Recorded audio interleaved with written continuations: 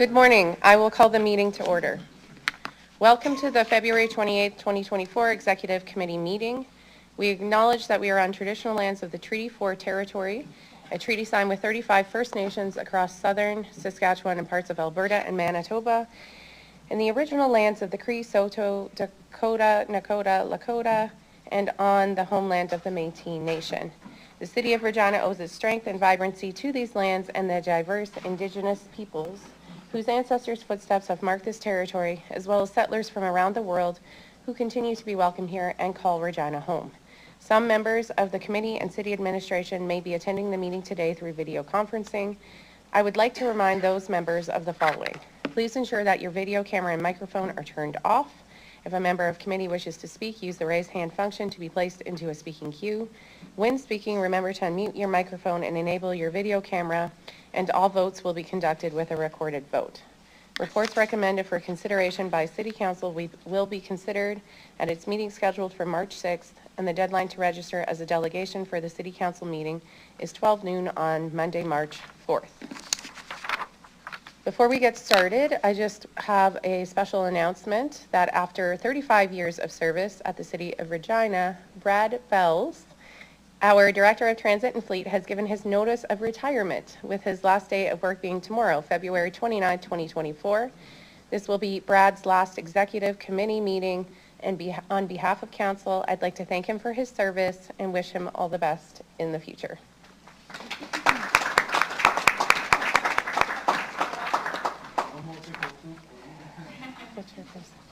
Okay, can I have someone move a motion to approve the agenda at the call of the chair with the following adjustments? Add the registered list of delegations and table agenda item EX24-6, options on Globe Theatre funding and the related communication from Jamie Bolt, Globe Theatre, Regina Sask, as EX24-11 to the March 13th, 2024 Executive Committee meeting. Thank you, Councillor Hawkins. Any opposed? Carried. Can I have someone move a motion to adopt the minutes of the public meeting held on February 7th, 2024? Can I have someone move? Okay, Councillor Stevens. Any errors or omissions? I'll call the question. Any opposed? Carried. We have a delegation for EX24-7. I would like to call upon delegation Glenn Smith. You can come up to the desk right there, middle chair, any chair. And once you get up here, you can introduce yourself for the record, the organization you are representing, if applicable, and where you live. You will have 5 minutes to address executive committee, after which you will have the opportunity to respond to any questions that the members may have for you. Just one sec. Please go ahead. Yes, I've been trying to negotiate acquiring a piece of property that the city owns since July of last year. I've had to go through several hurdles because of the property itself. It was never zoned for what I want to use it for. However, 15 years ago it was used as a used car lot, but it was a sub-property from a building across the street which CAA had run their business from. I've incurred a lot of expense, a time, like 8.5 months of my time trying to put this together. Then I was told I didn't need a discretionary land permit. Then I was told I had to do one. I incurred a cost of having an architect draw up a site plan, which I'm not sure if you folks have. I'm not sure if you councillors are aware of the automotive industry, but it's a real tough industry to go into right now. I mean, I've retired from the industry. I spent 20 years as a manager with the Dilawri Automotive Group. I believe John knows me. And my financial partner, Lucian Lubis, which John also knows, we've run the numbers with our accountants, and based on trying to acquire inventory right now in today's market, it's very, very tough. Most of it would have to come from out of province, which takes a long time by the time you get it shipped here, reconditioned, and ready to put on the lot for sale. There is no facilities on this property other than it has underground power cables which have been butchered. So there is no telephone, no internet, no water, no sewer, no nothing. So basically what I'm leasing is a parking lot. It's been sitting empty for 15 years. Nobody's done nothing with it because of the time frame and the hassle that it's taken me to get to this point. I want to negotiate on the price of the lease, but I was told by the real estate office that the only way I could do that was to come to city council and present my case. To make it affordable for me to get the business up and going and sustain it. It doesn't do me any good to lease a piece of property and 6 months down the road I end up going bankrupt because the business can't support the numbers. So what I'm here to ask is $1 plus taxes for the first 2 years on the property, and $1,200 taxes included for the last 3 years of a 5-year lease. And that, I've run the numbers, it works, it makes sense. Otherwise, it's just not doable because I have fixed asset costs that are going to probably run me anywhere between $10,000 and $15,000 just to get the property ready and up and going to be able to even start the business. That's for the power, to bring in the internet and the telephone lines, because there is no services there at all, and I have no idea what SaskTel would charge me for that because there's not even a pole there to bring in the power lines or the lines in for telephone or internet. So I don't know what's involved in that. And then I had an electrician look at the existing facilities that are there for power, and it's a nightmare. Like he told me, he can't even really give me a cost of what it's going to be to get it up and running until he actually gets in there and starts getting into it, because they whoever was in there before, they just took and cut all the lines, and there's just bare power wires coming out of the ground, and all the lights that are there, they cut all the wires for that as well. So, and another factor which I wasn't aware of is the insurance cost, because that property's not fenced.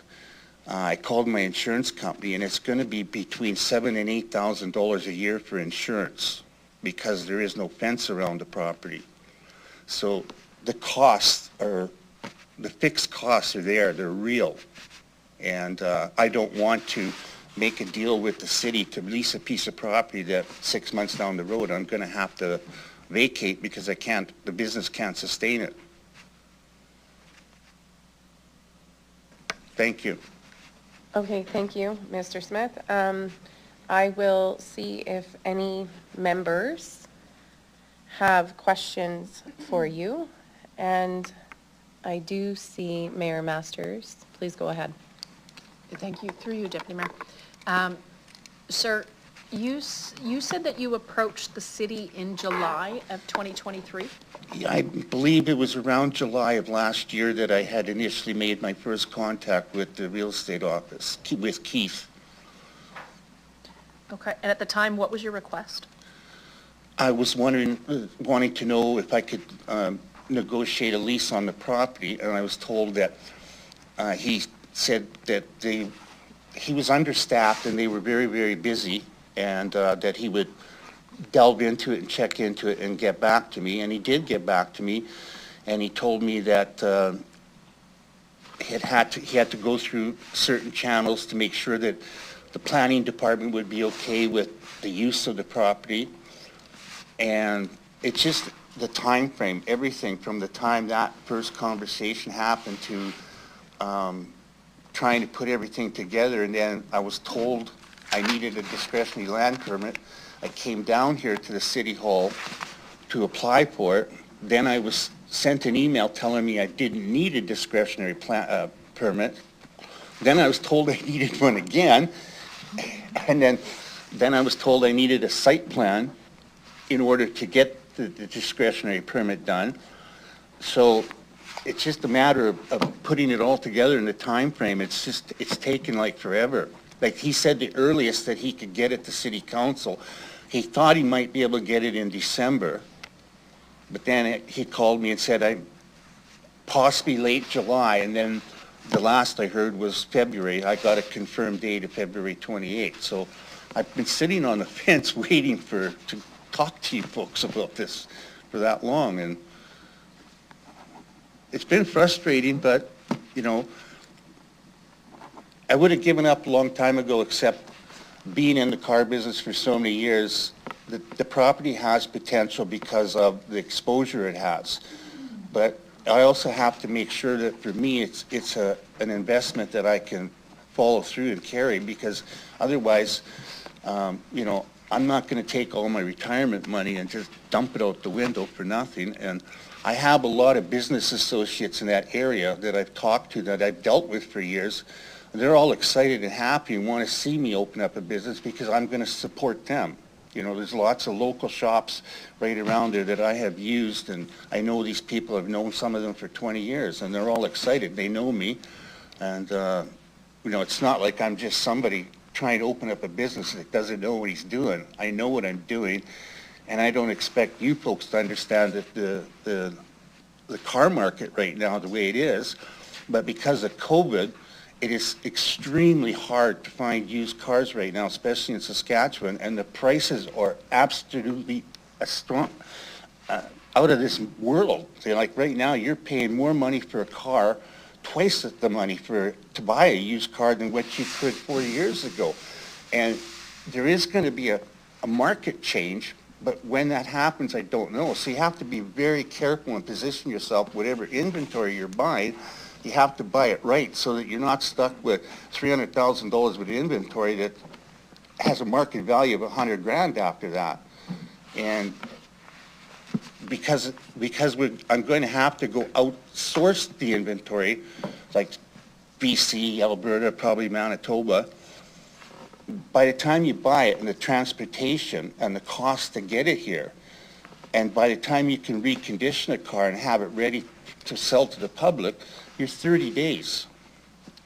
You know, so if you only have so much money to work with, you always have to have inventory in the pipeline to replace the one that you sell, and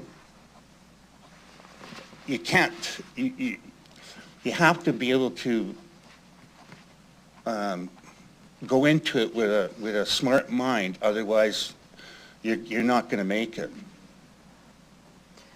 Thank you, sir. Through the chair, did your request go through the Regina Planning Commission?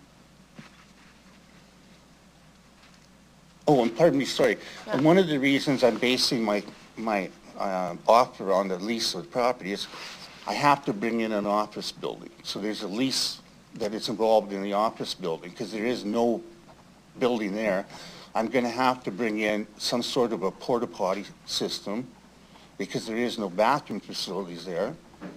So over and above what I'm offering to lease the land for, I'm incurring other costs involved, whereas I could just go out and rent a piece of property with a building on it and call it a day. Thank you, sir. Through the chair, when were you technically, if whatever council decides today, let's play this out, that council decides today to go ahead with the application before us, when would you be ready to go? Like, what's your time frame from? April 1st. So you need a month? You need Yeah. 30 days. Were you ready to go in November? Pardon me? Were you ready to go in November? Oh, definitely. I've been ready to go since the fall of last year. I went and I registered my business. I set everything up with a lawyer. I've been to Consumer Affairs. The only hiccup I have right now is getting my dealer's license is I need a physical piece of property to show them. They want to see a site plan. So I'm probably 2 weeks out with Consumer Affairs because that's how long it's going to take for the final approval. I have all the paperwork, my criminal background check, everything, my bank account. Then just to give you a little eye-opening as to what's going on in the used car business in Regina, and I don't mean to be prejudiced or anything, but when I went to set up a bank account for this business, it took me almost 3 weeks to get approved for a bank account for it because the used car dealerships are being flagged by Revenue Canada and CSIS for laundering dirty money. That's what I was told. I never went through a hassle like that ever to get a bank account, and I've had businesses before. I couldn't understand. I was being interrogated, and I couldn't understand why, and they finally told me why. It's because it's the used car industry in Saskatchewan and probably Canada is being flagged for laundering dirty money. The recommendation that the council is looking at, or executive committee is looking at today, has a proposed annual lease rate agreed to of $18,000, which by my math is about $1,500 a month. I understand that the city goes by an aggravated rate of so much per square meter of land, and that's what they're using to come up with that term. But the property's really no good for anything. It's been sitting empty for so many years. I'm willing to bring it back to life, and I'm willing to look at an increase in costs as the years go by. But for that type of business I'm wanting to put in there, it can't sustain that kind of a rental factor when I don't even have a place that I can wash a car. Like in the summertime, in springtime, because of the street the street I sit on, I'm going to spend probably $1,000 a month just in having a mobile car wash come and wash down the inventory once or twice a month, because there's no place there to even wash a vehicle. Well, thank you very much for presenting today. I appreciate your answers. Thank you. I'm done? Just one sec, we'll see if others have questions for you. Oh. Thank you, Mayor Masters. I don't see others with questions. Oh, yes, I do. Councillor Hawkins, please go ahead. Thank you, Chair. Could you just, sir, go over one more time what it is you're proposing to rent the land at, to lease the land at? I'm proposing to open up a used car dealership there. No, I'm sorry, I wasn't clear. I meant the amount that you're prepared to pay. For the first 2 years, what I'd like is to offer $1 plus the taxes, and the following 3 years, $1,200 a month, taxes included. Thank you very much. And I talked to people, and they figure that's a fair offer on the property for what it is. Thank you very much. Those are my questions. Okay. Thank you, Councillor Hawkins. Still more questions. They're slowly coming in. Oh, okay. Councillor Sorry. Mancinelli, please go ahead. Appreciate your explanation of the industry and the business you want to get into, respect it as well. In the report, it mentions that this hasn't been to the public for offer. Just wondering if you'd have any fears of maybe people accusing of a backhanded nature by not having a public offer on the land and then going into a lease with a business for a real low price like that.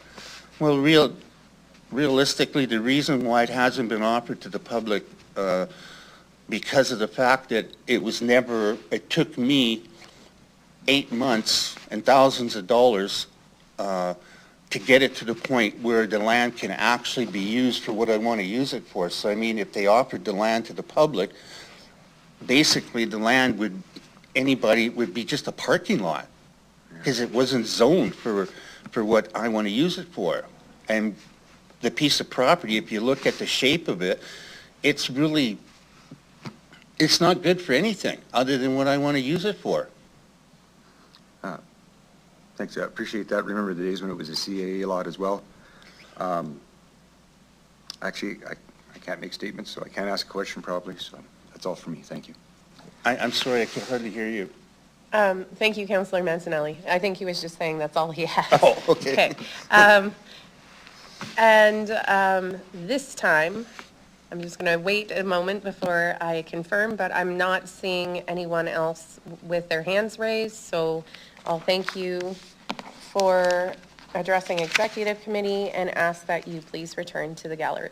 Okay, thank you. Thank you. We will now consider item EX 24-7, lease of a portion of 1483 6th Avenue.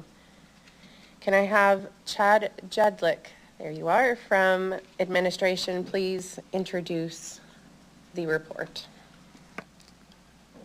Thank you. Through the chair, the real estate branch received a request from Dealer's Choice Auto Sales to lease the property located at 1483 6th Avenue for a used car sales lot. The property is located directly north of the existing fence of the St. John's Yard and actually fronts 4th Avenue and is currently not being utilized by the City of Regina. The property was utilized up to 2015 as an overflow lot for the former used car sale located across the street at St. John's, located across St. John Street. The proposed lease is for 5 years with an option to renew for another 5 years. Since this property has not been offered publicly, council approval is required. Administration is recommending approval of the proposed lease, and perhaps I'll turn it over to Ms. Blaisdell if she wants to add anything else. Blaisdell. Sorry, Blaisdell. Sorry, just one moment. Please go ahead. Through the chair, I have no further comments to add. Thank you. Okay. Can I have someone please move the report?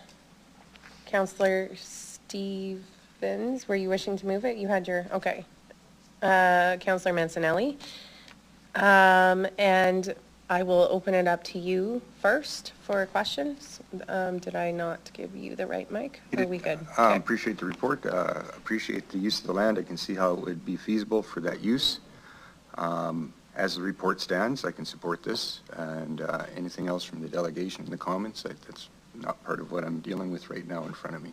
So I guess that's it for my comments. Thank you, Councillor Mancinelli. Councillor Stevens, please go ahead. Thank you.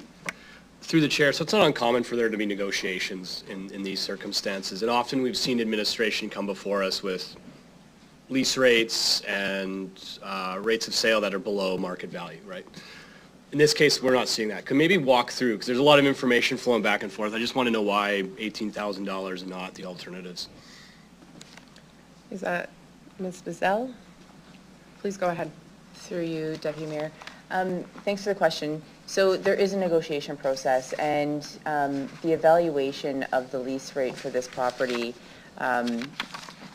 administration used basically 3 different evaluations. One was the past lease that was on this.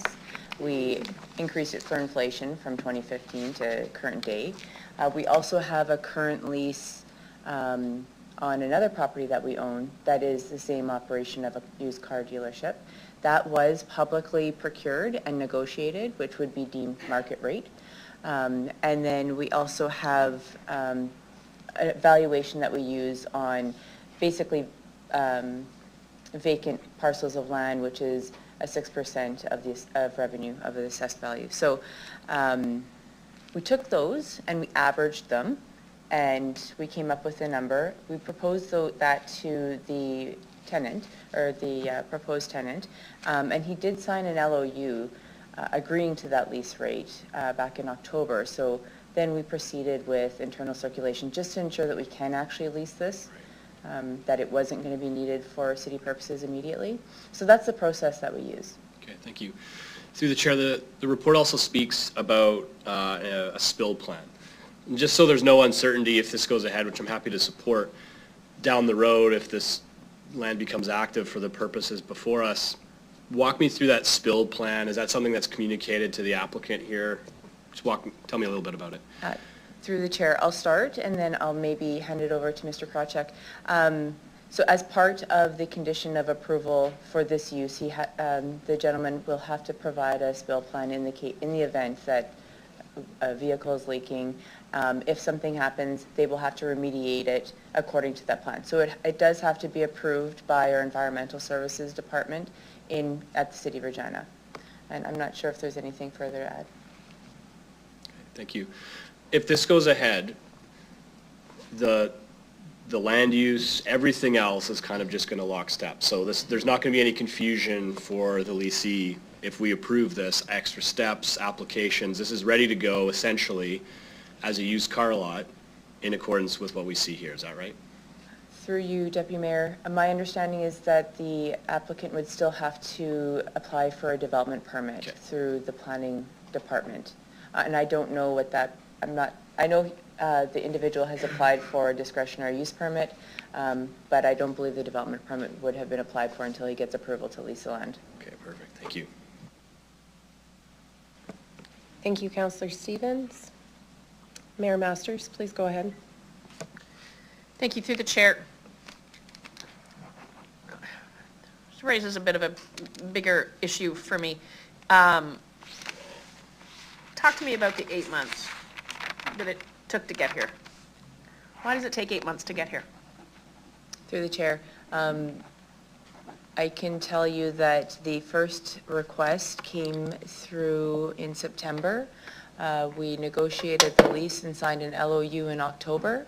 That required us to do an internal circulation, so we have to hear back from all of the city departments to ensure that there is no need for this land in the immediate future. And then we prepare the report and bring it to exec. I don't know if, I'm not sure if I can speak more to that. How long does the internal circulation take? Through the chair, I'll refer that question to Mr. Krawcheck, please.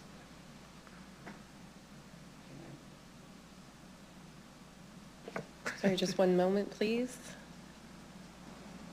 Please go ahead. Through the chair, normally the internal circulations take approximately 2 to 3 weeks.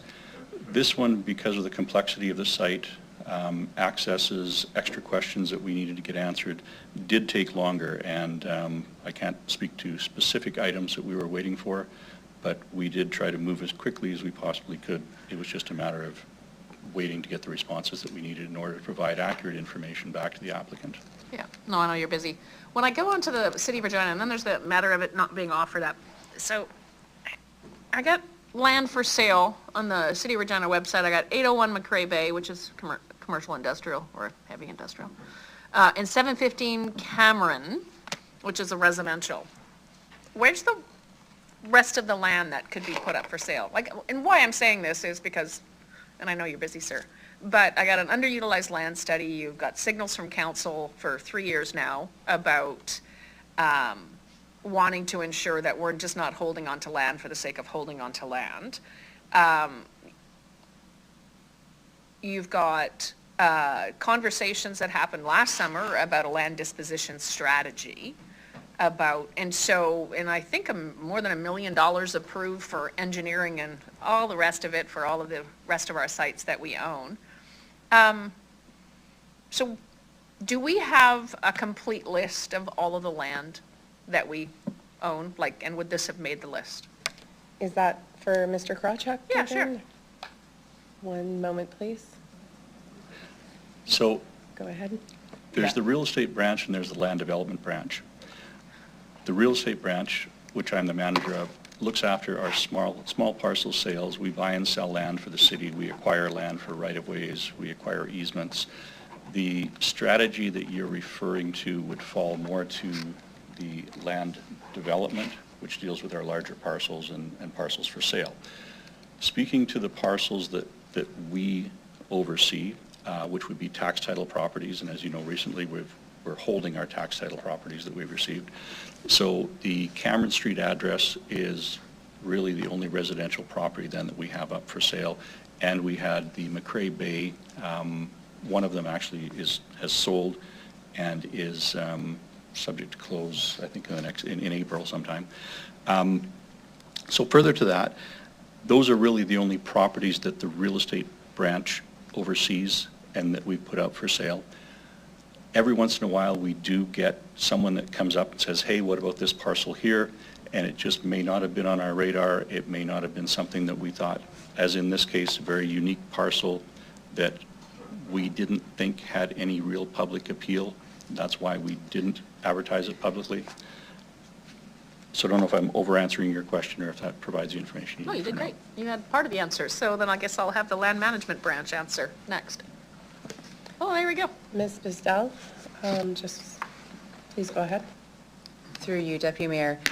So as part of our developable lands, we're doing the due diligence, coming up with land use. The next steps will really be what will be the sales strategy or the strategy to move forward with those.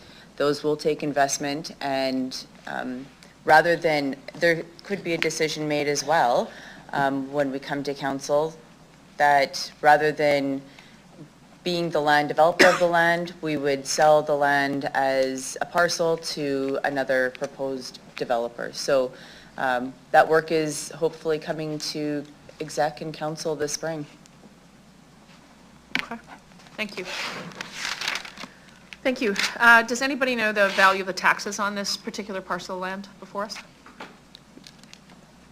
Ms. Bizell, Through is the that you? chair, so currently there are no taxes. I'm not sure if there was a calculation of the taxes, and I see that my team says yes, so I will hand that over to Mr. Krawchuk.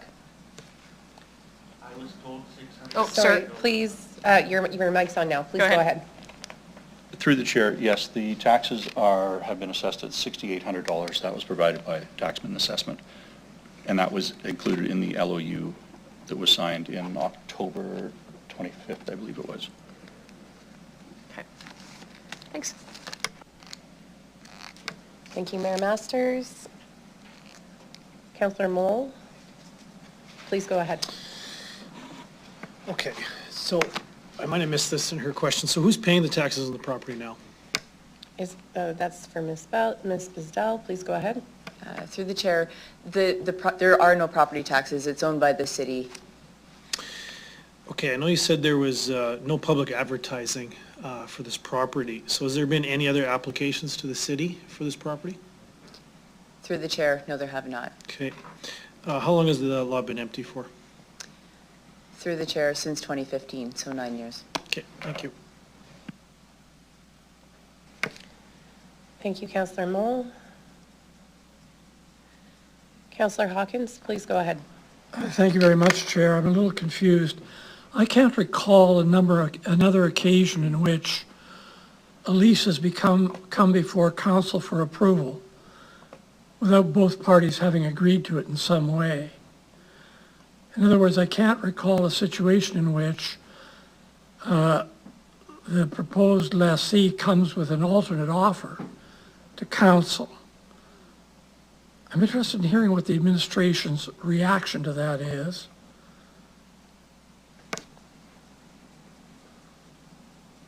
Ms. Bizdell? Through you, Deputy Mayor. There was a lot of new information that we heard today, and based on our signed LOU from October 25th, we were under the impression that there was an agreed rate. However, the delegation is requesting something different of exec. Regardless, we would have to come back to exec and council to approve a below market lease as well, so. Would you be prepared to reconsider this situation in light of the new information which you've learned today? Through you, Deputy Mayor, we would still require to bring this report back to exec.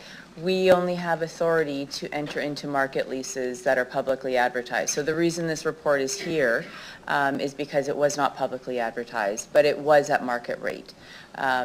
So we would still have to come back and get council approval to enter into a lease that is below market value. I understand that, but if council refers this matter back to you, recognizing you'll have to come back, would you be prepared to reconsider the matter before bringing it back to council in light of the additional information that you've heard today? Through the chair, I'm sorry if I'm not understanding. Yeah, we can do that, but I don't think there would be any new information shared in the report based on, we can renegotiate with the gentleman and bring back a new lease rate, but the information is still the information. If council feels that that it's worthy to approve a lease rate of $1 a year for the next 2 years and then increase, council has every right to do that.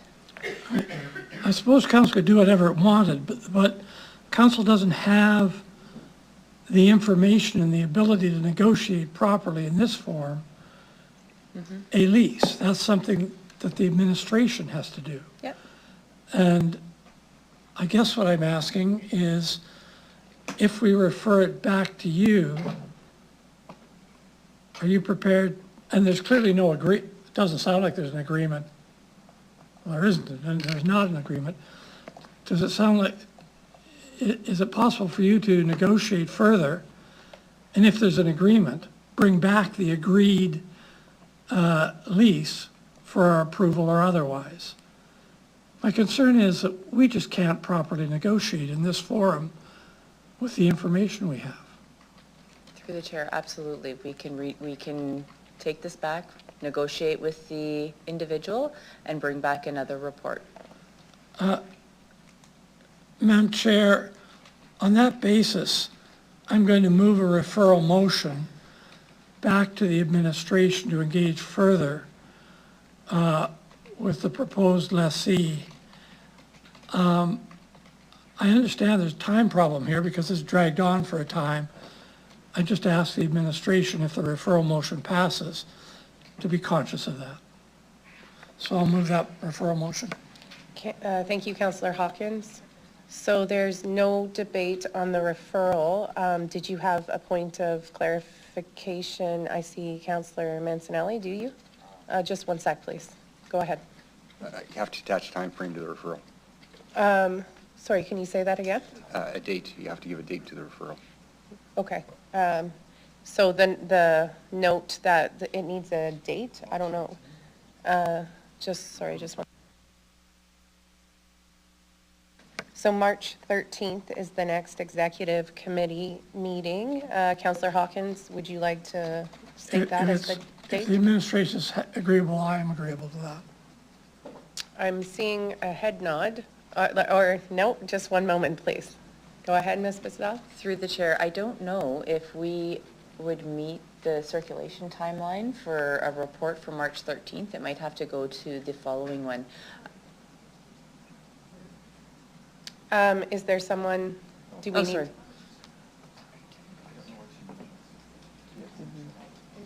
We can make it work? Okay. We can make it work. March 13th, we can, okay? Thank you. Okay, so I think we can call the question on the referral motion then.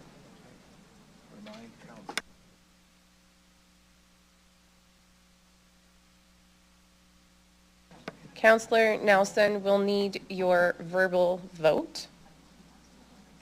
Thank you. I'm opposed to it. Okay, thank you.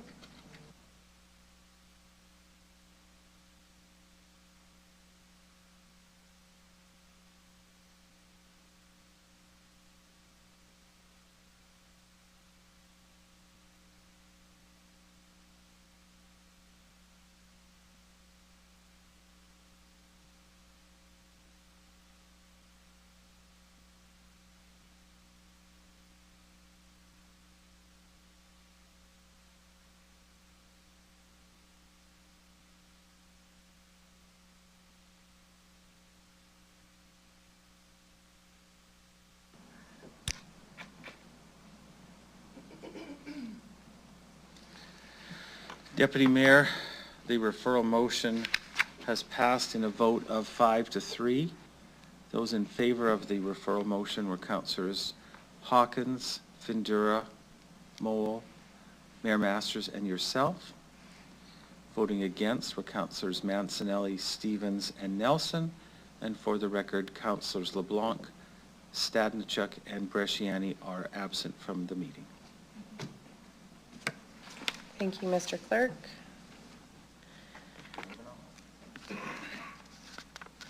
We will now consider item EX 24-8, billboard lease for 2770 Saskatchewan Drive for Pattison. Can I have Chad Judlick from the administration please introduce the report? Thank you. Through you, Deputy Mayor. As part of the Saskatchewan Drive redevelopment project, the real estate branch has been acquiring land along the north side of Saskatchewan Drive between Albert Street and Elphinstone Street. One of the properties purchased was from CP Rail, which included 2 lease agreements that has clauses specific to CP Rail. Decision was made not to assume these 2 leases as the agreements were not consistent with the city's lease terms and conditions for this type of agreement. Pattison Outdoor Advertising LP has requested a new lease agreement for as long as possible for their existing billboard on that site. The proposed lease is for 5 years with an additional option to renew for another 5 years. The proposed rate is the standard rate for billboards, with a new addition of a guaranteed 5% of the advertising time on the digital board, should Pattison choose to upgrade the board. This is a direct lease that has not been made available publicly, thereby requiring council approval. Administration is recommending approval of the proposed lease. Thank you, Mr. Jedlick. Can I have someone move the report? Sorry, just one sec. Okay, Councillor Mancinelli, I'll let you ask any questions or make any statements first. Nope, I think that the report's pretty self-explanatory. Appreciate the lease, and I don't think there's any 5G worries, so we're good. Thank you, Councillor Mancinelli. Do any members have questions?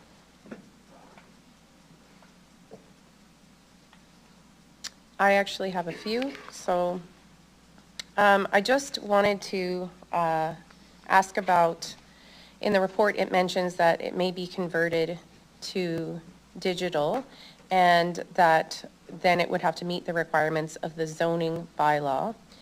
My question is, when was the last update of the zoning bylaw in relation to digital signs? Who would like to take that?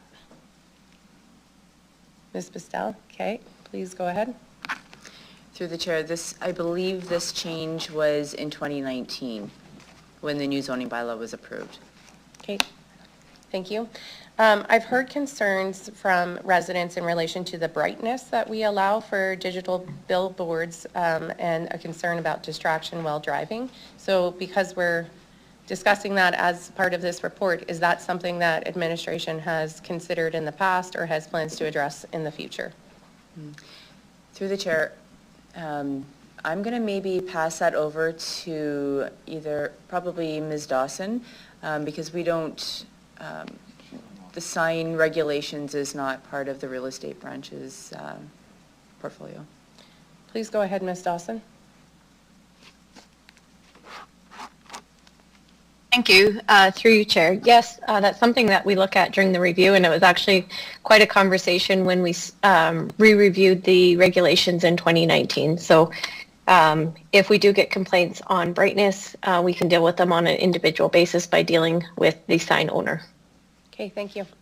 That is the only question that I had, and I don't see any further questions, so we will call the question. Start the vote. Councillor Nelson in favor. Thank you. Thanks.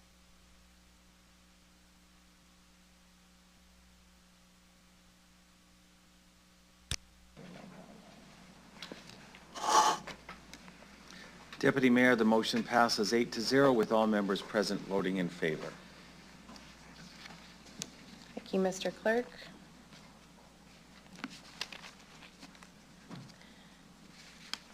We will now consider item EX 24-9, Transit Fare Bylaw Changes. Can I have Curtis Stoney from Administration to introduce the report? Through the chair. Okay, let's talk transit, not real estate for a little while. So in December of 2022, Council approved the replacement of the current fare system as part of the 2023 budget funding. Responding to the recommendations of the 2020 Council approved Regina Transit Master Plan as a way to enhance customer experience. As transit fare collection technology has drastically changed and improved over the past few years, there is more focus on accessibility by using commonplace media such as credit cards, debit cards, smartphones, and smart cards for fare payment. In February of 2024, so this month, Regina Transit awarded a fare collection system request for proposal to a state-of-the-art fare collection system provider, Cubic. Cubic has extensive knowledge in the fare collection industry and clientele in both Canada and the U.S. It is anticipated that the fare system will come into play in August of 2024 if approved by Exec and City Council. With the new fare system, Regina Transit will simplify its current fare structure to making purchasing fares more accessible, to making fares more equitable, and to eliminate inefficient practices that were developed due to limitations of the previous fare collection system.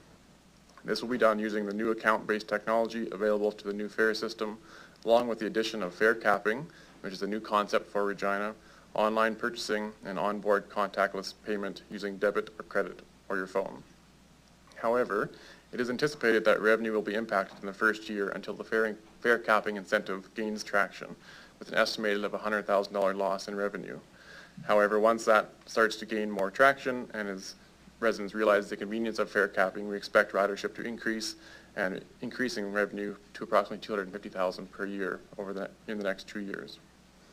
To promote long-term cost savings to youth, the individual youth cash fare is recommended to slightly increase, while the cost for a youth pass will decrease. In addition, the youth transition to fare capping model, their fare will even be reduced further. And in addition, we are recommending to have one cash fare for everyone, which will assist our operators in having less potential conflict with riders about how much they need to pay if they're using the cash system, if we have one fare system for everybody, one cash fare system. And so further details are regarding these incentives and the new fare system are in the report. And in closing, we're seeking approval from Exec Committee to send this to Council to approve the new transit bylaw.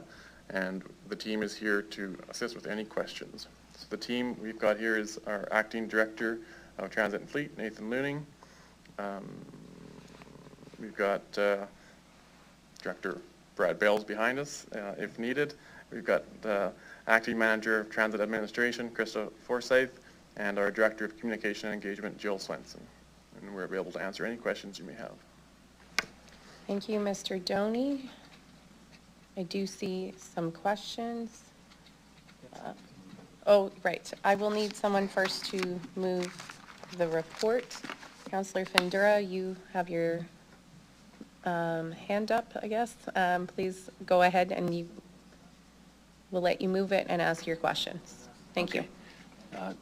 Thank you, Madam Chair. First question, reading through the report, did a good job. Really kind of warms you to see the consultation you did. So your recommendation is, and I would presume to Madam Chair that you have had a lot of discussion with, as you say, our customers, our schools, and whoever's using our transit system. Am I correct in that sense? You've exhausted from the U-Passes, all of that, from the R cards and all those. I would say you had large or discussion with folks. Am I correct? Go ahead, Mr. Doney.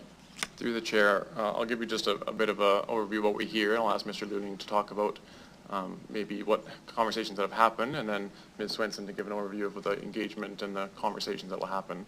But we hear regularly from residents, young and old, of I need different ways to pay for transit. So I don't have cash, I don't have the R card, I don't want to go to town to pay. I want to use my phone, I want to use my debit card, I want to use credit cards. We hear that regularly. I'll just ask Mr. Looning to elaborate on that, and then potentially Ms. Swenson on the communication that will happen going forward. Okay. Go ahead, Mr. Looning. Through the chair, I'll echo what Mr. Doney had said. We had done a lot of consultation during our transit master plan, where we heard that our current fare system, although it works well, is inconvenient for customers because you have to physically go to a location to load your card. And so we've heard that a lot from like our university, those in high school, where they primarily use a phone, where they could just use their phone, load it on there and tap and not have to worry about how much is on there, when do they have to go get that loaded. So the consultation that we heard from that is where we led us to here today. Okay, thank you very much, Madam Chair. So to follow up with that, I've the comments and in the reports, the report speaks to time consuming for a driver to calculate and count. So because we're going into a new system, it should be fairly quick. Would that, because we did talk about through the master plan about frequency, transit moving through the city much quicker, or would this somewhat improve that? Madam Chair? Is Mr. Doney, is that for you? Okay, 1 second, please. Go ahead. Through the chair, I'll start and then ask Mr. Looning to add more information. So in general, as we move away from cashless, it will allow the ridership to enter the buses quicker, so it will improve. I don't expect it's going to actually increase the level of service that we provide as far as being somewhere faster, but it'll help us stay on time more often. And Mr. Looning can add to that if needed. Mr. Looning? Through the chair, again, yeah, Mr. Doney had captured it well. We know that this new system is quite quicker to process transactions than the one that we currently have today. So that will help with loading of the bus and make sure that we are on time and improve our schedule adherence. Okay, thank you. So just one more, and I'll seize the floor. So the R card told us customer boarding. We knew where to go, maybe route changing. So with the new system, with the phone, other things, are you still be able to? Is the transit still able to track to make sure that if we need to adjust the route or change frequency of some sort, would that still help the transit to make that decision or that the choice, or to bring it to council to change things? Madam Chair? Mr. Doney? Once again, I'll start and ask Mr. Looning to give us detail. But as council is aware, data is very important for transit, and we've seen, last month when we brought some route changes to council based on data. So yes, this new system will allow us to keep that data very active and useful, and I'll just ask Mr. Looning to share what he can, knowing that we're in the very early stages of developing the overall plan. Mr. Looning, please go ahead.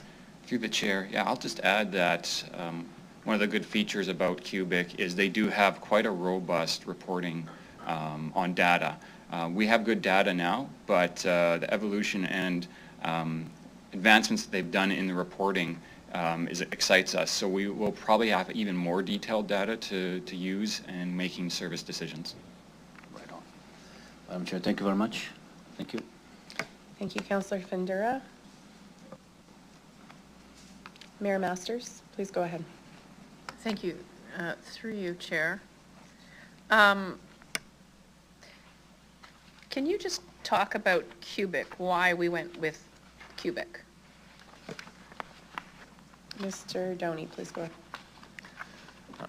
I'm not a robot here. I'm actually going to give you some information, and I'll ask Mr. Looning to give you more details. All right. But we hired them through a public procurement process. We issued an RFP. We would have detailed scoring criteria of how we selected them, and then I'll just ask Mr. Looning to provide some details on that process and scoring process. Go ahead, please. Through the chair, we had several interested companies coming here to Regina, and there are a lot of options in the fare collection industry. Cubic was one that met all of our requirements. They were on budget. They offered all the payment options that we were looking for. They had robust reporting. And in us talking to other municipalities that have maybe some of these systems in place, we were able to determine that Cubic was the best fit for us. Cubic has a large presence in Victoria, Vancouver, BC, and also internationally, so they're a well-established company. Yeah, I appreciate that. Thank you. And I apologize if I've missed this. In terms of the change on the youth fare, you're proposing that change in the youth fare to come at the timing of the launch of the mobile app system, correct? Not now? I got a nod from Curtis Stone, from Mr. Doney. Okay, thank you. Thank you.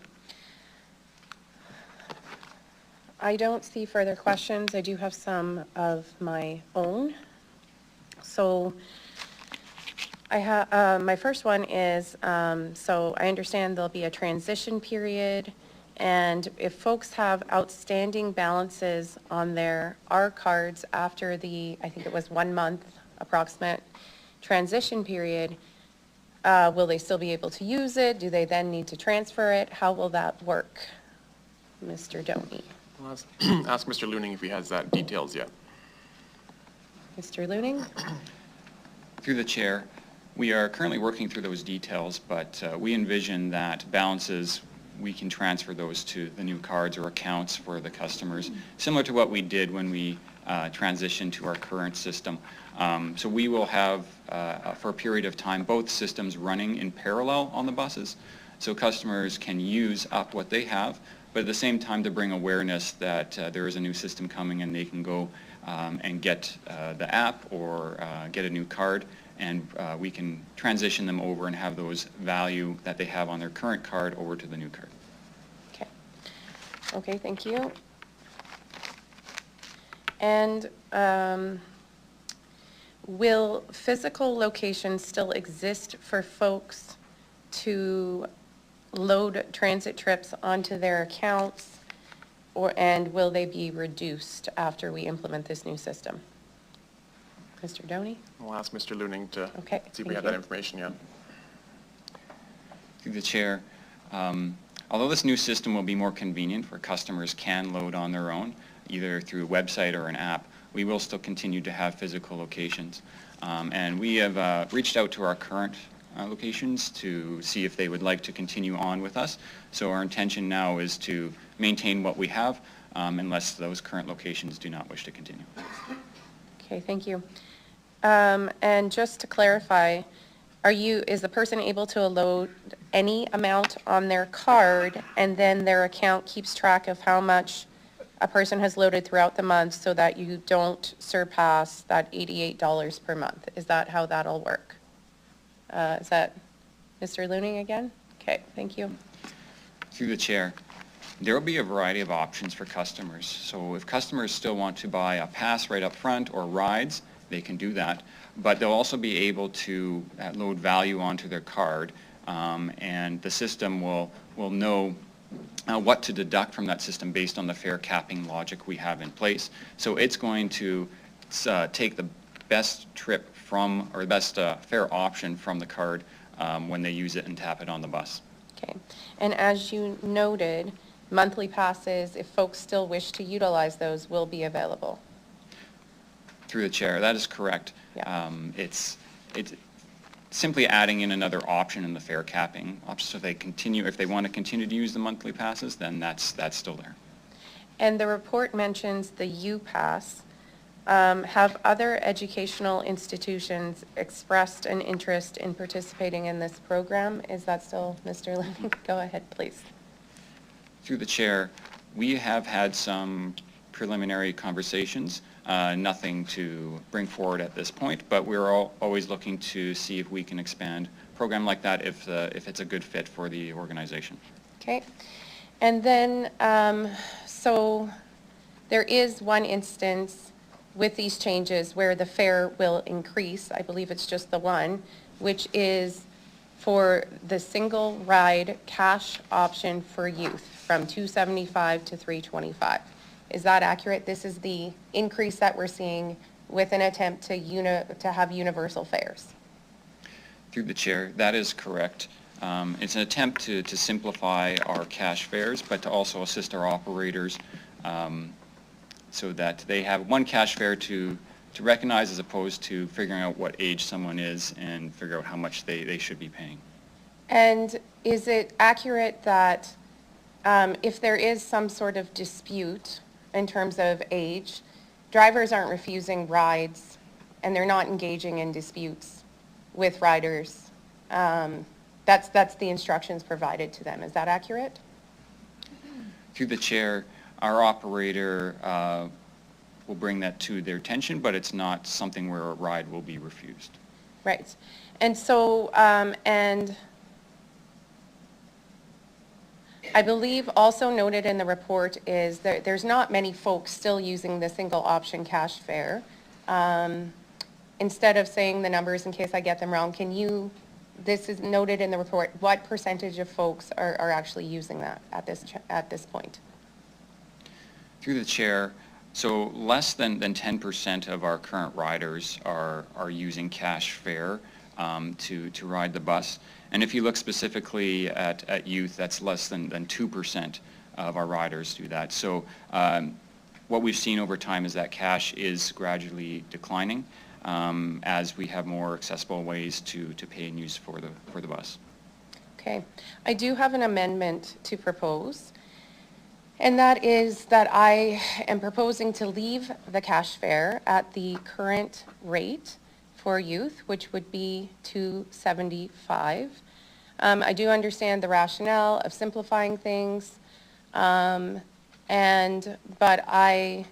as noted, there's not many folks who are actually still utilizing the single-use cash fare.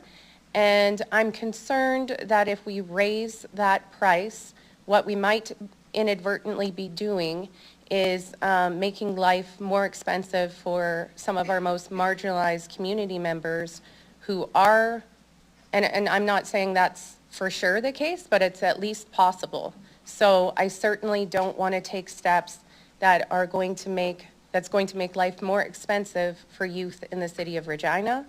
So this is why I'm proposing that change, which I see as a minor change based on all the information in the report and given to us today. One second, please.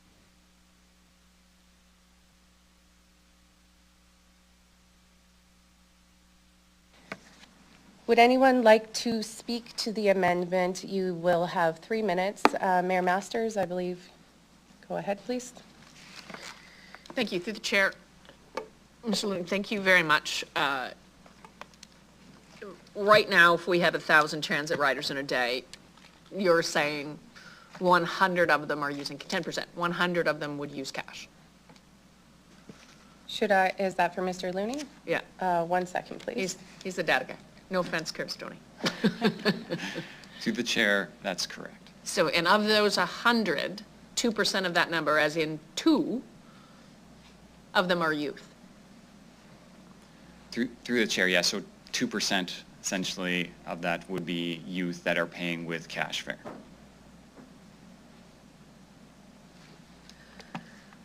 How, if the amendment passes as it is, how troublesome is that to oversee? Through the chair, it would not impact us from a project standpoint in terms of us rolling out the fare system. For us, this was a way of trying to simplify operations for our operators to make sure that they don't have to question, if someone puts in a fare, what their age are.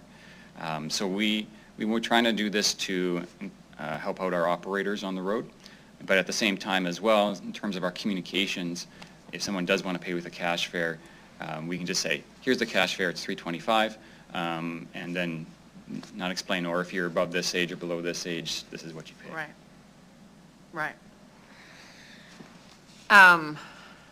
Yeah, okay, thank you.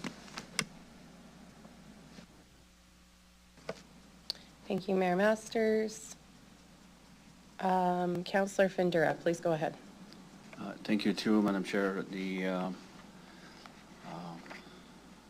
amendment Madam Chair spoke to marginalized community youth in the area. Do we have to the administration, I do believe there is a discount or discounted rates to different groups that are out there that supporting maybe a youth center, some of that. Is there's something, can you explain that to me, please? So there is a way of helping out with someone who's has difficulties maybe paying for that. Madam Chair? Mr. Looning, 1 sec, please go ahead. Through the chair, we have a variety of discount options available. The first one I'll start with is our discount bus pass, and that's a program that we have in partnership with the province, where anybody that might be on some assistance through the province will get a discounted bus pass for $25 a month, and that applies to that individual and anybody in their households as well. We also run a fare assistance program. Once a year we ask for application from nonprofit organizations in the community where they could use bus passes, bus rides to help out those that may be using their services. And so we give out approximately $40,000 worth of fare product to those organizations each year, and they distribute to their clients as they see fit and the best need. And finally, on that, we also have an affordable bus pass option, which is a bus pass that's geared towards those that have lower incomes and their household. So if they are below a threshold of how much money their household may make in a year, they can get a discounted bus pass that way as well. So there are a few options for discounts in terms of riding the bus and getting around using Regina Transit. Okay, thank you for that. Just one more on that one is, so the new system that's coming, and I'm reading through the report saying that there is a better chance of discounted or already that will exist or will happen in the new system that will give the chance for so the youth or customer have a chance to even have a more discounts as they're moving through this new system that's being developed. Am I correct in that thought, Madam Chair? Mr. Doney, please go ahead. Through the chair, that is correct, and so that's that's the fare capping system. So the more you use, the lower the cost per ride, and so particularly youth, who we expect would use transit the most because they have perhaps the less options as far as driving their own vehicles. They would be using it, 5 days, 6 days a week, 2 or 3 trips a day, so their per trip can definitely be reduced even further through the fare capping system. Okay, thank you for that. I'm good, thank you. Thank you, Councillor Findura.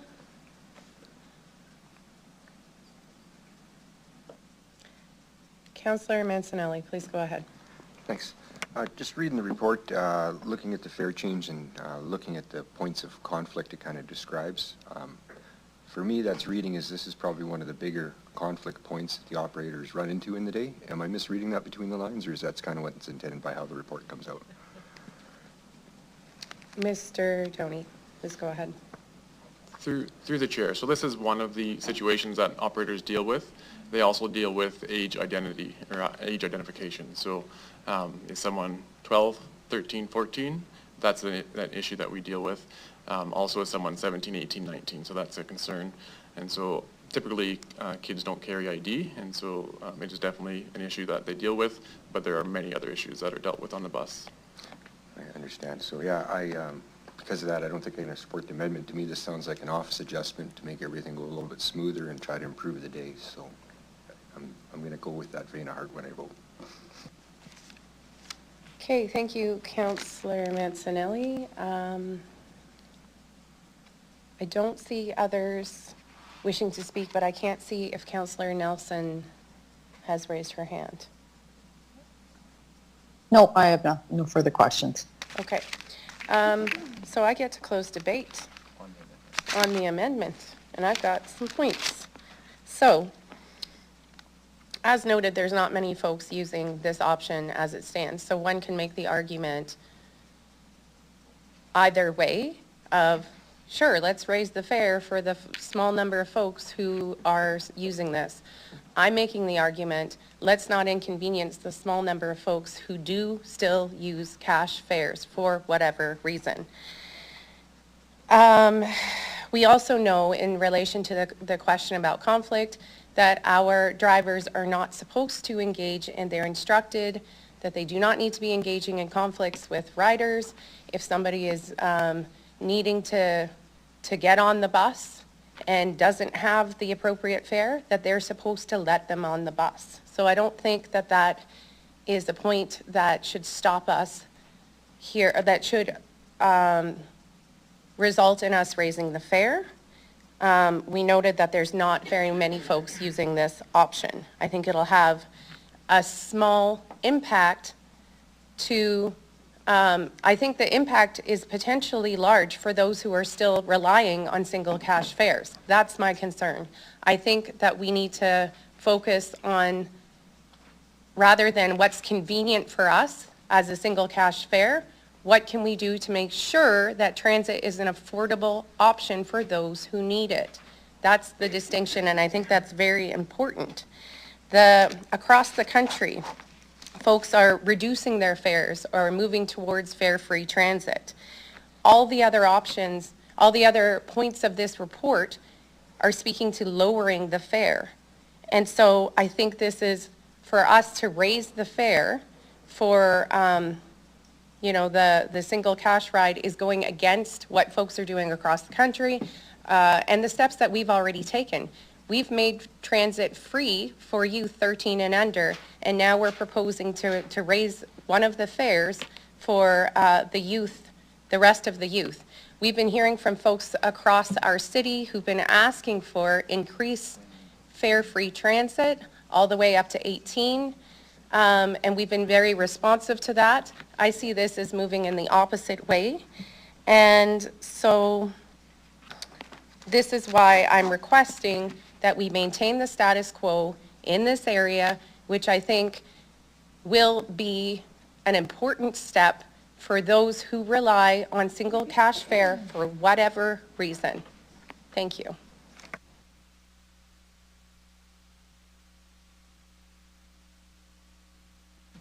We'll call the question now on the amendment.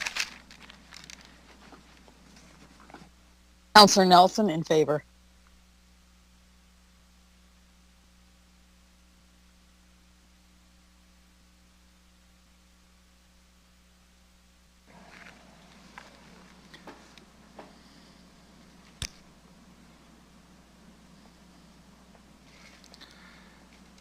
Deputy Mayor, the amendment has received 4 votes in favor, 4 votes against. Therefore, the amendment is deemed to have failed. Those voting against the amendment were Councillors Hawkins, Mancinelli, Findura, and Mayor Masters, and those voting in favor of it were Councillors Stevens, Mole, Nelson, and yourself. Now you go back to the main motion.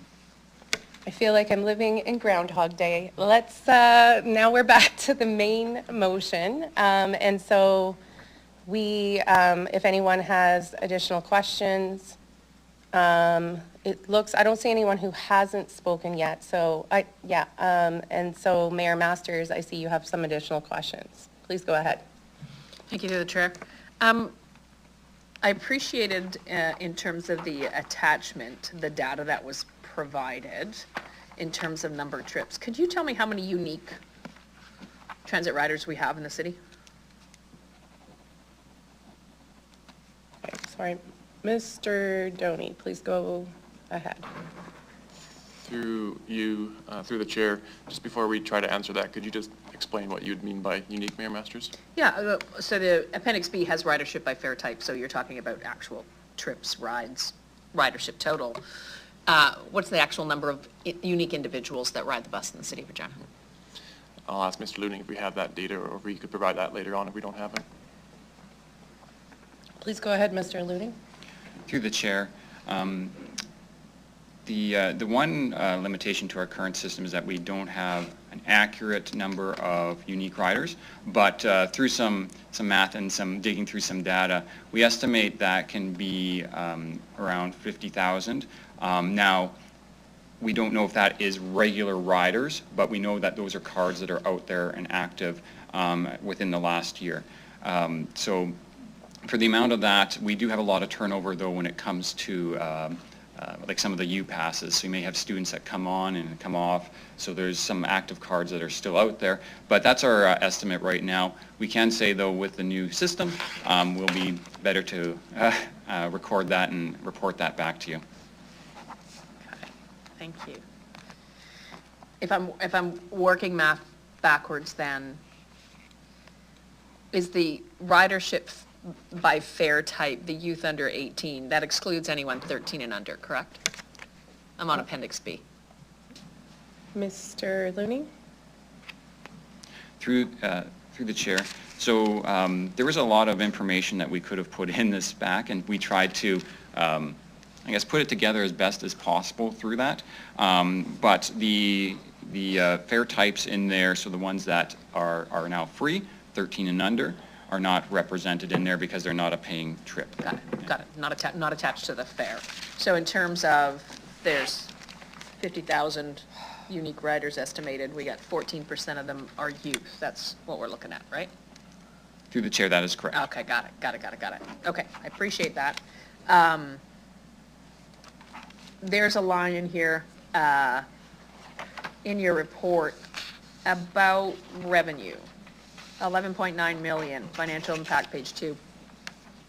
The annual budget revenues totals for the transit department are 11.9 million. What are the expense totals? Through the chair, when you look at all of transit, we are approximately around 35 million.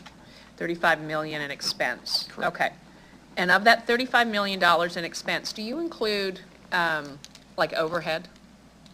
Like the city, like the financial services, for example, and HR and all of those? Through the chair, when we do reporting, we do, although it's not listed out in the budget documents directly under the transit and fleet department, but when we do our cost recovery ratio, we do factor in some of that overhead. So looking at our cost recovery for last year, we were at 30%, and that does factor in the overhead and support that we get from other services within the city. But not all of it? Is that correct? Through the chair, it is, when we look at our cost recovery ratio, that is all the services that we should be receiving, and should be an accurate reflection of what we are seeing as a recovery cost on our service. Okay, okay, awesome. All right. Thank you very much. Thank you, Mayor Masters. I don't see anyone else wishing to speak, so I will ask the clerk to start the vote. Oh, right. Councillor Findura, do you wish to close? Okay, thank you. We'll start the vote. Councillor Nelson in favor, please.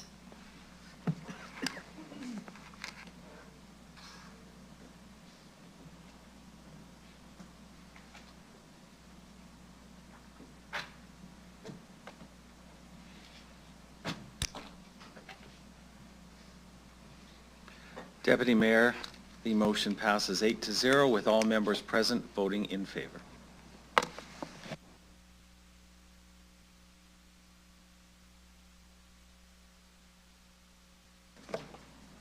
So it's 10:29. We will now have our mandatory break and be returning at 10, oh my gosh, 44, 45. We'll see which one. I'll surprise you. Thank you.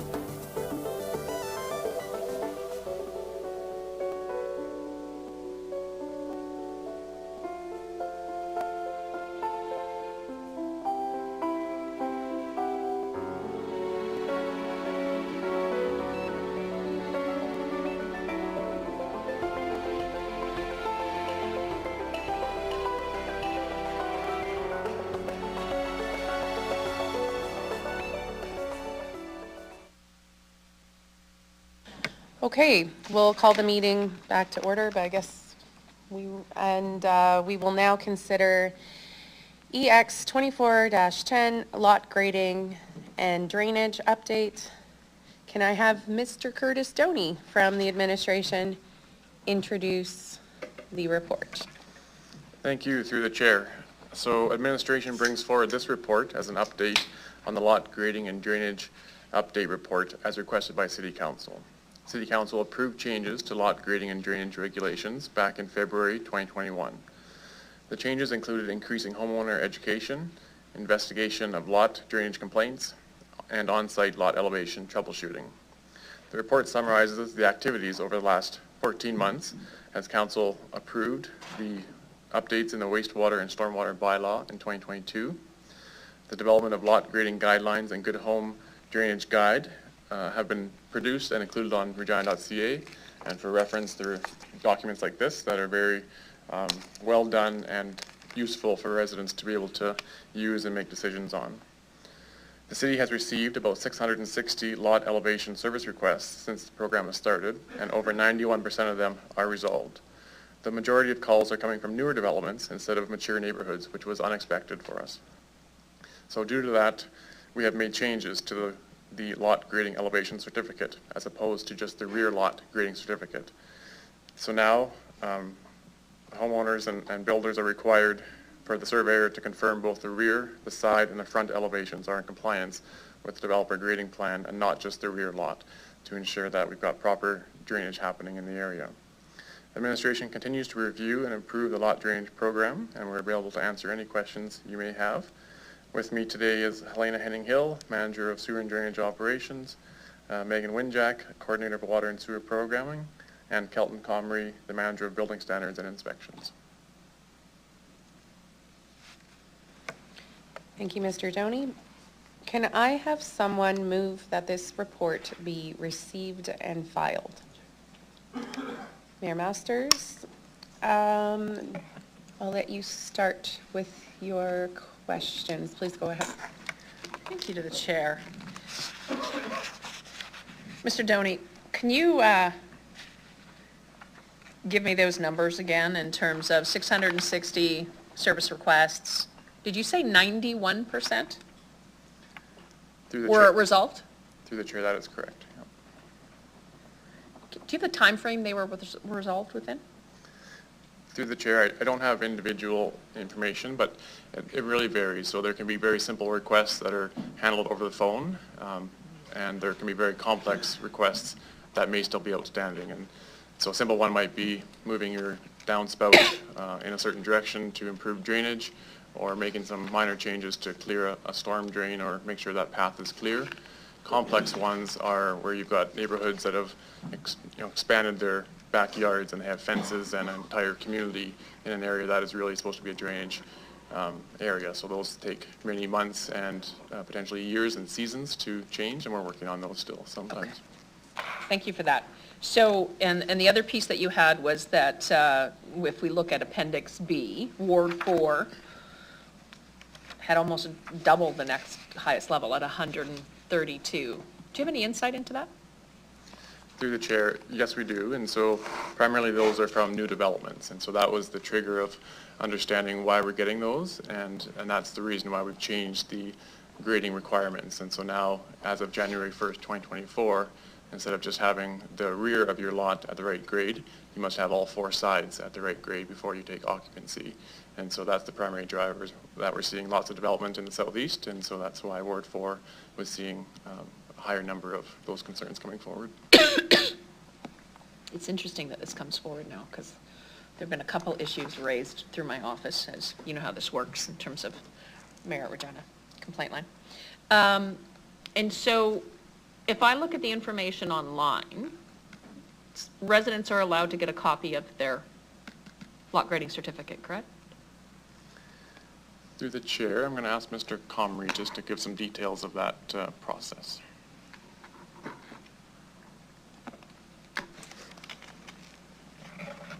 Through the chair, the lot grading certificate is something that the builder, am I getting feedback? The builder would submit to us prior to occupancy.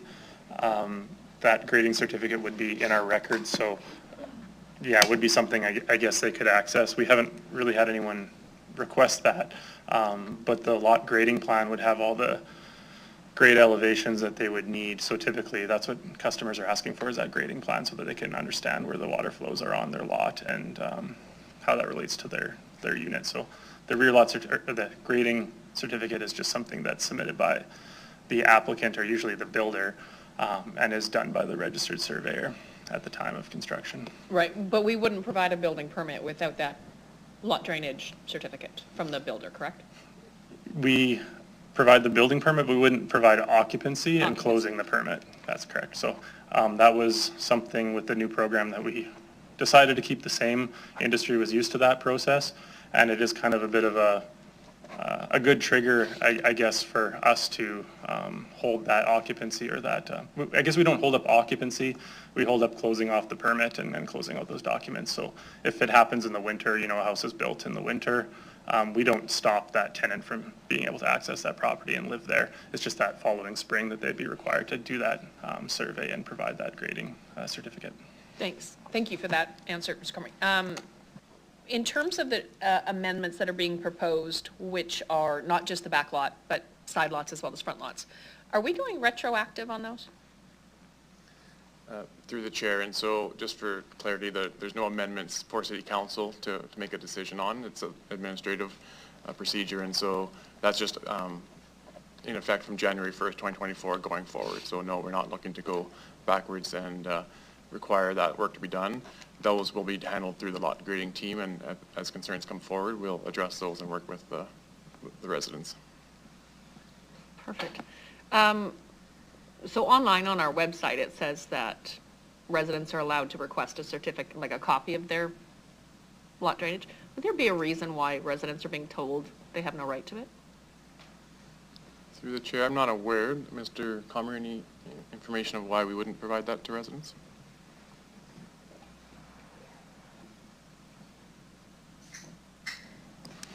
Through the chair, we would provide it, I think, and I would have to check to what's on the website, but typically what people are calling in would be for the grading plan, so that'd be the developer grading plan.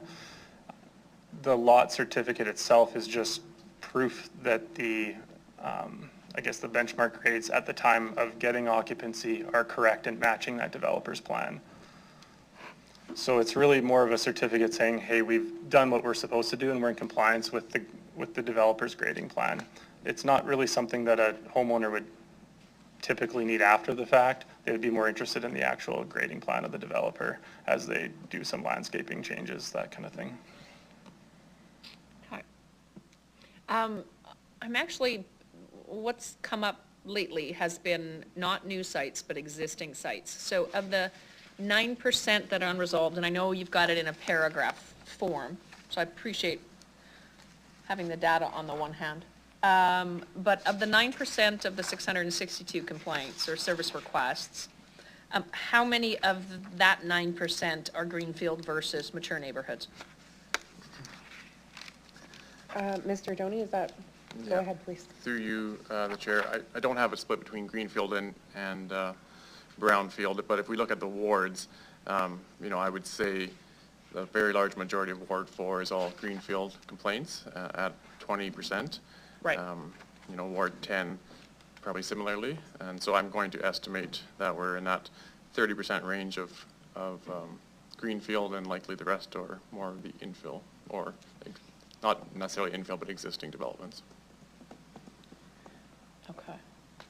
All right. Do you have, of the 10% or the 60 plus files that remain open, do you have how many months they've been open? And I appreciate this happens seasonally, like you can have an issue outstanding in 2023, but really 2024, you got to wait for the snow to melt and drainage to happen. So I appreciate that. I'm just curious. Yeah. Through the chair, no, we don't have that information, but there'll be some that came in November and December, of course, and we'll have those conversations. What we can ensure happens that as spring happens, contact is made with any outstanding locations, and there's a plan put forward And a plan is likely if that resident, we're asking that resident to do something, because the program is established. When a complaint comes in, we look at the resident's property, so we get less finger pointing across the fence from neighbor to neighbor. Once that property is improved and the drainage is working as it's designed to, then we go left and go right to the neighbors to see what needs to happen. So there's definitely seasonal work that happens, but I don't have detailed information on the 60 outstanding. I appreciate that answer, Mr. Doney. Is there a requirement that all communication be in writing when there's a complaint that comes in as it relates to having a resident comply? Does all of that communication need to be put in writing? Through the chair, the initial conversations definitely do not need to be in writing, but as things start to get escalated, we do require those to be in writing. And so there's a process that we go through, enforcement process, if we need to get there, that requires orders that are demand letters, we say, that are sent out to residents. And so when we're at that point, then we do like to have things in writing so that it's very clear on what the expectation is of the resident and what the expectation is of the city. Right. Is there ever a time where a resident will hear from two different inspectors and get two different sets of instructions? Through the chair, I expect that could happen. One thing just to be aware of is that we have 2 FTEs as part of this program, and that has been in place for the last 2 years. We are finding it challenging to find staff that have the technical skill set and the ability to communicate very clearly with residents. And so we've got staff here in the room that is excellent at the job that he does, and so we're appreciative of that, and I thank him for coming to hear the conversation, and we're currently looking for another FTE to fill. Okay. So yes, I can see over the last 18 months where there's been some staff changeover, and that may have occurred. Okay, thank you very much. Thank you, Mayor Masters. Councillor Stevens, please go ahead. Great, thank you. Through the chair. I think it was a few months ago, your staff sat down with me for about 30 minutes, maybe an hour, to go through this process. Incredibly helpful. If others haven't taken advantage of that, it might be worthwhile doing it for all of council, so you're not answering the same questions 500 times. What I did appreciate was how much these poor technical experts and engineers are thrown into these often quasi-violent neighborhood disputes. So I think that needs to be recognized in terms of what job they're actually doing. There's a high success rate. So I want to know about the 9%. If you look at the website, enforcement is talked about. Is it prosecution? Is it, hey, well, you're not going to do this work, we're bringing in a dump truck and dealing with the drainage? Maybe the legal as well as the technical element of what does that look like for those 9% who do not comply? Mr. Doney, thank you. Through the chair, so just to clarify a little bit, I wouldn't say we're at 9% that don't comply, it's just that they aren't addressed yet. So some may have come in October, November, and December, and they're seasonal, but there are some that we have sent 2 demand letters, and so we send those letters out saying you must do X, Y, Z by a period of time, and if not, the city will take the next steps. And so we've gone down that process, but we do not have anything right now that we're taking to the next level, which is involving, our legal team's involved, but they're not involved to the level where we need them to support us in a lawsuit. But the process is in place through the wastewater and stormwater bylaw that if any infraction happens, that we can go down the path for fines that can be issued up to $10,000 per individual. Okay, thank you. When you talk about matters that have been resolved, what precisely does that look like? Is that there has been voluntary compliance and it's met our standard, or maybe someone just gets so fed up and withdraws the concern about a neighbor, and that is that then clocked as a resolved? Through the chair, my expectations, and I'll ask Ms. Winjack just to provide some clarity, but if we say resolve, it means that the drainage situation is working, and so there's no risk to public property or to private property. So we'll focus on the resident's property. We assume he or she has taken the steps to make sure drainage is working, and if there's still a concern, then we go to the neighbor and work with them. So I'll just ask Ms. Winjack if that's generally accurate from her experience. Please go ahead. Yeah, so to go on what through the chair, so to go on what Mr. Doney has already stated, all of the service requests that have been resolved are either, a lot of them, we just get asked for the grading plan, so those are easy resolves. A conversation, they just have questions that they want from us. Those are also easy resolves. The other ones are when we go out there, have the conversation, as Mr. Doney had said about like downspout direction and stuff, those are easy resolves as well.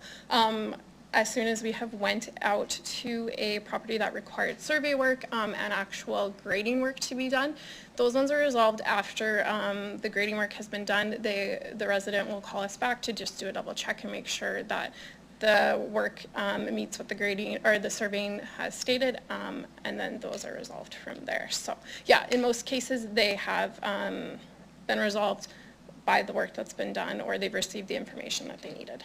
Okay, thank you. Newer neighborhoods are easier because there actually were lot grading and drainage standards when they were developed for the most part. In older neighborhoods, it's a cherished annual tradition to pump your backyard out of water because, you know, welcome to Regina.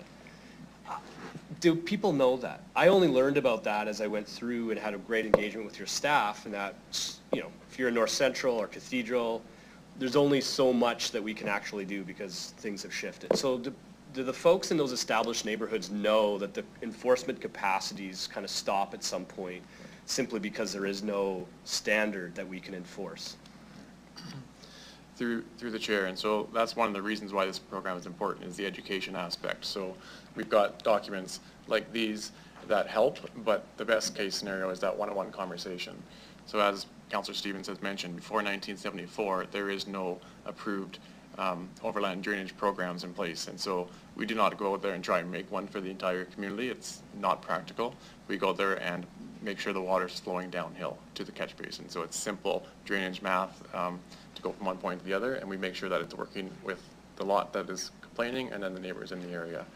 So does the average resident know that that's how it works and that there's no lot grading plan in place? I would say no. More education needs to happen through the website, through items like councillor open houses. We go to farmers market, we go to home and garden show is a really important one for us because people are there thinking about their home and their lot. So continuous education is important. Thank you. Final question. It's a bit of a double-edged sword when it comes to this issue, but infill development, which we want, a new infill in an established neighborhood meets modern grading standards. The downside to that is it actually could disenfranchise a neighbor because that water then rolls downhill and the problem could be aggravated.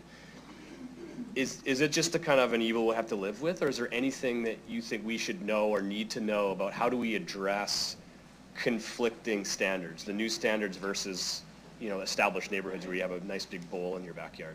Yeah, through the chair, and so an infill development is a prime example where the best case scenario is that the developer is working with the neighbors before plans are finalized and that they're actually digging, and our team can go out there and support that. And so there will be no magic plan you go and pull from the shelf from 1950. It doesn't exist. And so being able to say, work with them to say, you've got the options here, let's have this grading in place. So it's definitely a process that still needs to be communicated more and more to the home builders, and we're working with them to have that process clarified. Could that then, through the chair, spill over into a requirement that if I'm building a new home in an established neighborhood and we know that there's going to be some runoff, that I might be required to insert or maybe actually renovate the side of an adjacent home with proper wrap, sump pumps, weeping tile? So could that requirement actually spill over onto the neighboring property as an obligation when you're building infill?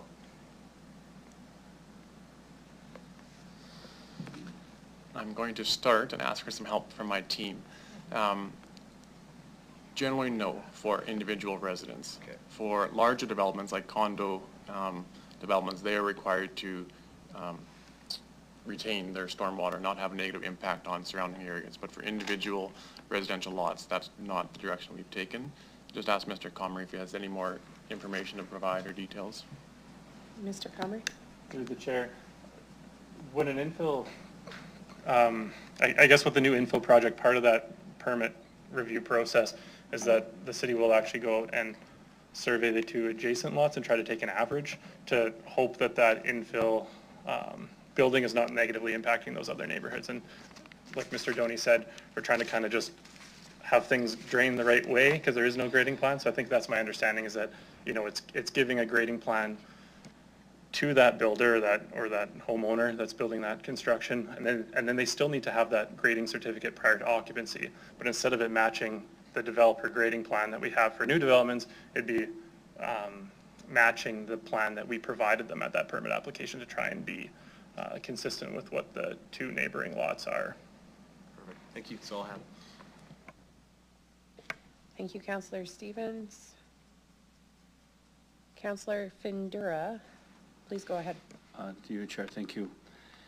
First to you, Mr. Doney, I will say thank you, and I want to congratulate you and the staff on not just the report, but the job you've done for the last 2 years. Council, we threw this at you, because like you said, we didn't have that for like 40-some, 50 years, and we had residents fighting each other. That wasn't going to solve anything. And so you've done it really well.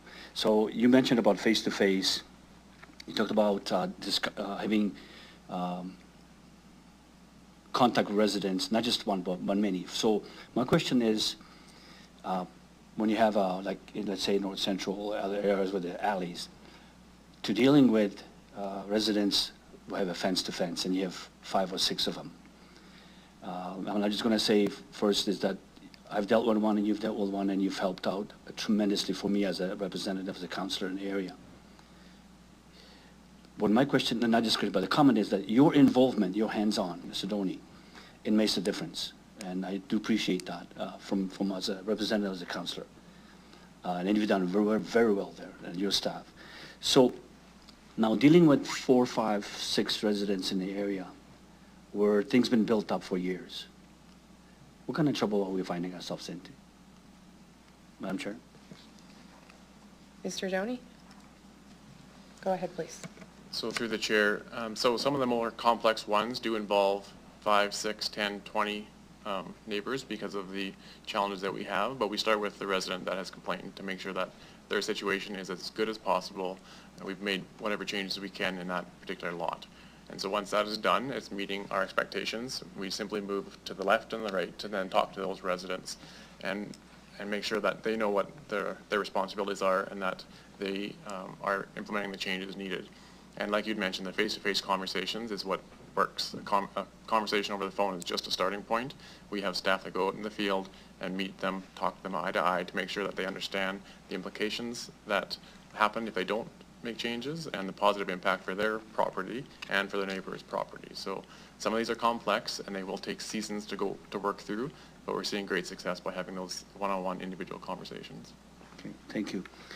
And the conversation is that the residents do have the ability, or they have a ways of contacting the city and having a meeting, let's say here, with staff to go over if there's issues. I know you've done that. It worked perfect. Is that something that is out there? The residents know that they have the ability to make a contact, have a grievance, to have some kind of resolution with you and the staff here. Am I correct? Through the chair, absolutely. I mean, our first point of contact is our grading lot. Sorry, the individual behind me, the inspector that's on site. He's excellent in the field, but of course things don't always go perfectly, and so there's an escalation process that involves Ms. Winjack and Ms. Henning-Hill, and if needed I can be involved. But it's really important that we have that face-to-face conversation and that we can de-escalate things and we can use numbers and data and facts and explain to them quite basically how the water flows. Perfect. So, and just one more here maybe, or two. I know that there is the catch basins are marked. For instance, if I go on the website, I can see an orange spot within the map of the city. So I'll be able to see where, and you'll be able to see, so neighbors can see, and they can work together. I just want to make sure that that is correct, that you have that app, but there is something on the website that you can see where, especially in the fence-to-fence, areas. Is that so? Through the chair, that is correct. And so, approximately 22,000 storm drains are on a map that you can zoom into and get extreme detail of that storm drain of exactly where it's located, which is really important, particularly this time of year, because those storm drains need to be opened up and make sure that they're flowing during our freeze-thaw cycles, and particularly in the spring. So yes, that's available for residents. Okay. Mr. Doney, again, thank you for the report. Well done, and for the last 2 years, you've done a good job in going forward, so thank you for that. Thanks. Madam Chair. Thank you. Excuse me. I do see that Mayor Masters has additional questions, but I do have a few of my own, so will ask those. The report mentions community events where education is given about the program, such as city councilor open houses, spring home and garden show, etc.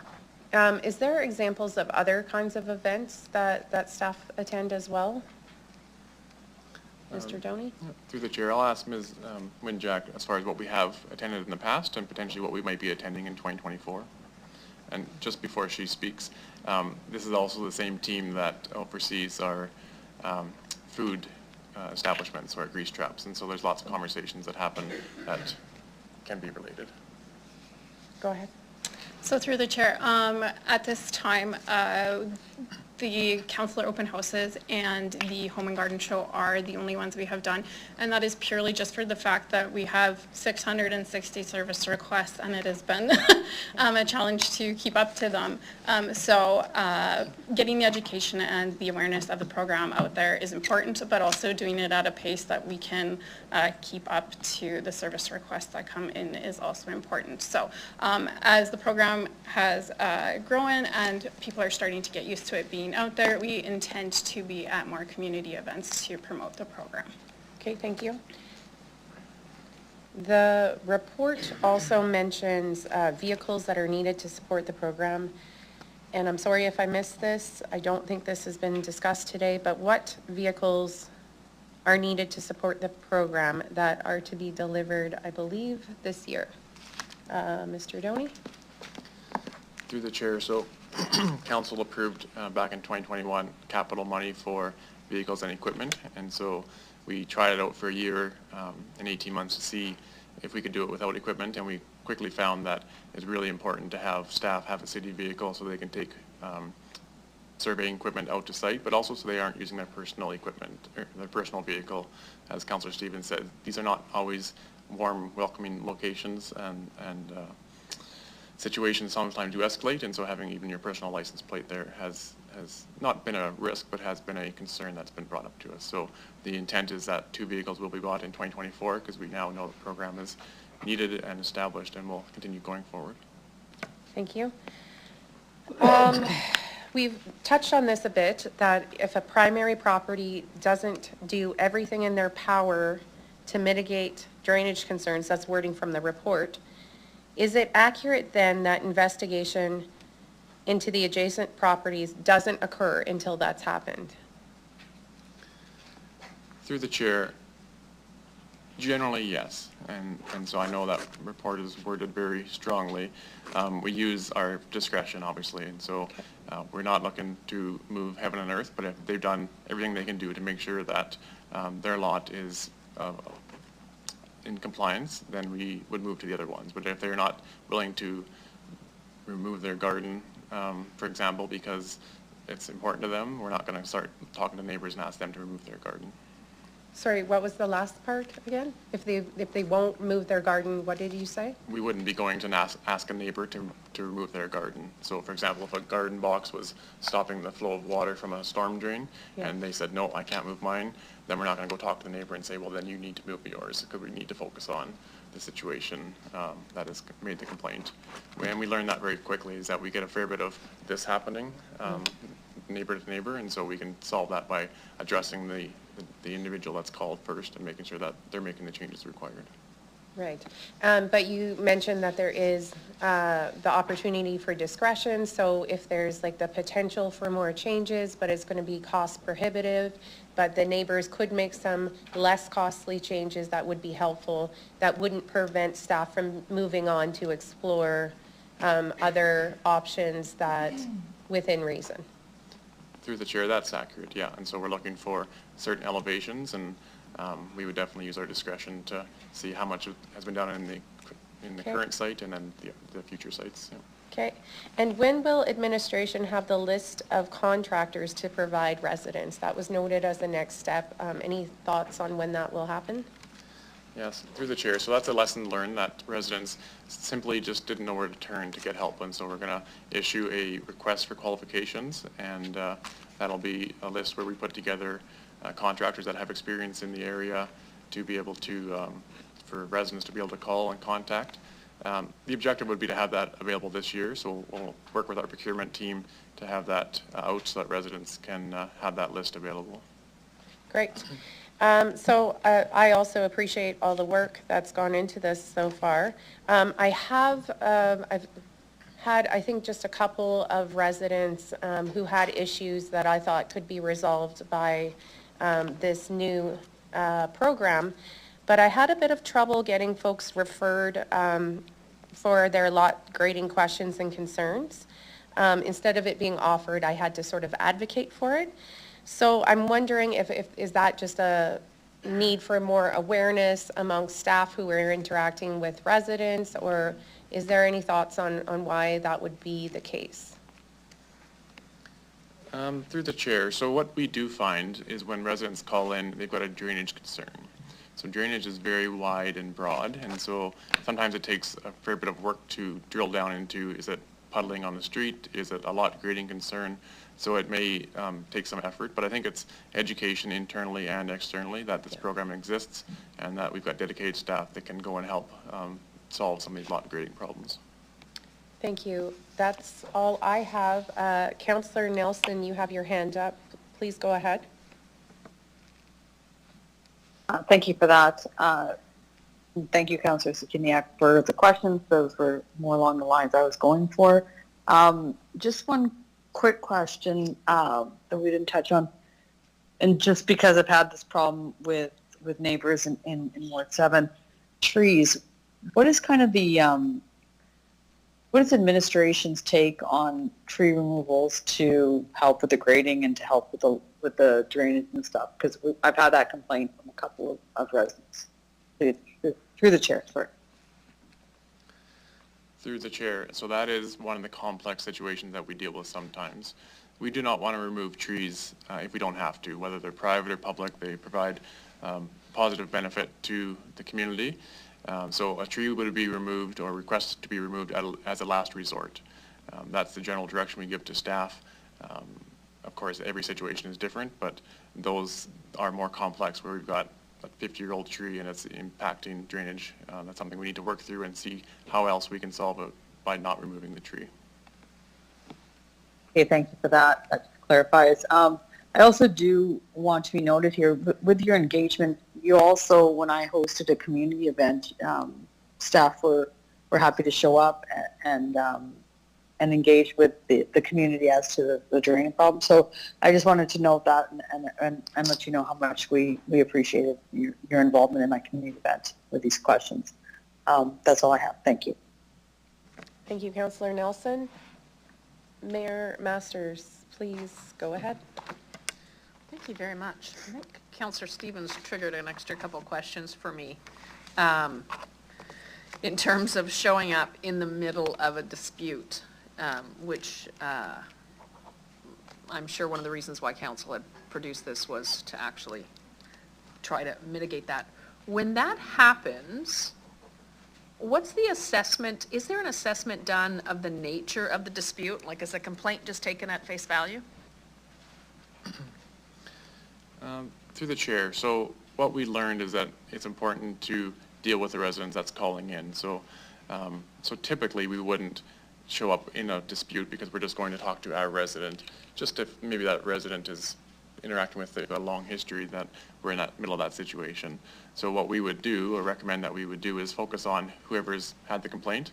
We talk with that individual, go through the process like we've talked about, is looking at their lot and getting them to make improvements. And then once that is done, we don't have the neighbors have conversations if there's in dispute. We just go to the next neighbor and talk about what needs to happen. So that's the general process that we try to. Awesome, thank you. And then in terms of infill and adjacent lots, have you entered into a situation where the complainant's home, especially, I think especially with infill, knowing that there wasn't, lot plans before 1950, so in terms of home construction, because you go in and build something else, someone puts in weeping tile, and all of a sudden your lot's flooding. Is there, have there been many instances where the complainant themselves has had to perform work in order to solve their own complaint? Through the chair, has there been situations where the complainant has had to do work to solve the situation? Yeah, Absolutely. like, because, yeah, I think you're saying you're going to that Yeah. person first to address their drainage needs, and so, Yeah, through the chair. So yes, I would say a large percentage of the time, the complainant is the one that needs to make some changes. That might be one of 3 or one of 5 or one of 10, but I would say it's very rare that we go to a situation and that lot is meeting all expectations. And so, yes, it's very common. And so that is really ensuring that we don't have people calling to blame somebody else, that we're working with them to solve their situation first. excellent.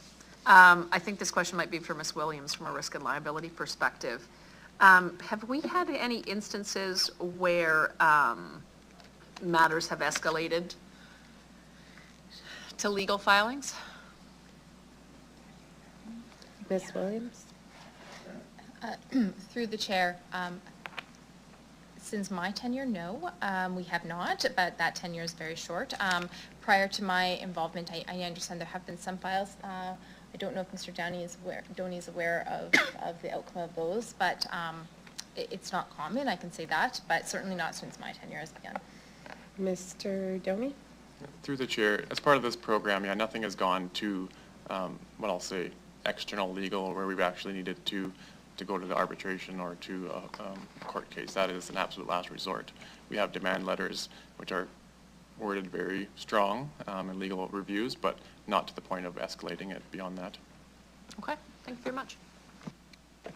Thank you, Mayor Masters. Councillor Mancinelli, please go ahead. Thanks. I really appreciate the report. I appreciate all the work. I'm suspecting by the years that we have lot drainage for some of the more stickier problems are probably more likely in my ward, so thank you very much for the work.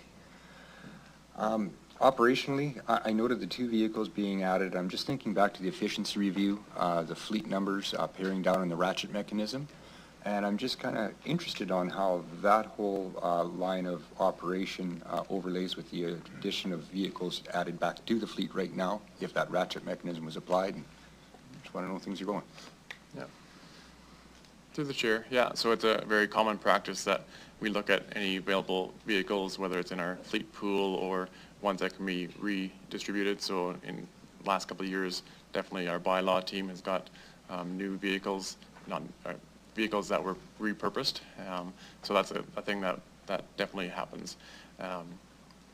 Right now for these 2 vehicles, the plan was to purchase vehicles, but before that decision is made, we look through the entire fleet to see if anything can be repurposed, and it's just a common practice going forward. Appreciate that. Just wanted to make sure by the wording, and with the ratchet mechanism, I know we need efficiency, so thank you. Thank you, Councillor Mancinelli. I don't see further questions. Mayor Masters, I believe you moved the report. No, you're good. Okay.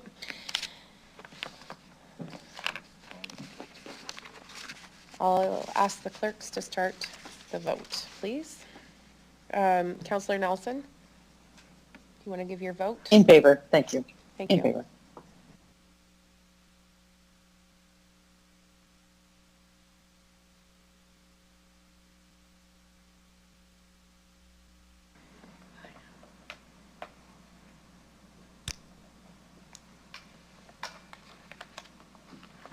Deputy Mayor, the motion is passed 8-0 with all members present voting in favor.